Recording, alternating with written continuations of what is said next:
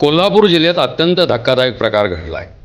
कागल तालुक्यातील एका कुटुंबाला मूल होत नव्हतं, म्हणून त्याने मित्राच्या मुलाचं अपहरण करून त्याचा बळी देण्याची संतापजनक घटना सोनाळे गावात घडली। वरद रवींद्र पाटील असं बळी देण्यात आलेल्या 7 वर्षाच्या बालकाचं नाव आहे। सावर्डे बुद्रुक येथून 2 दिवसापूर्वी अपहरण झालं। या प्रकरणाची तक्रार त्याचे वडील रवींद्र पाटील यांनी मुरगुड पोलिसात दिली, परंतु पोलिसांना मारेकऱ्याचा शोध घेण्यात अपयश आणि आज त्याचा मृतदेह डोंगरात आढळला।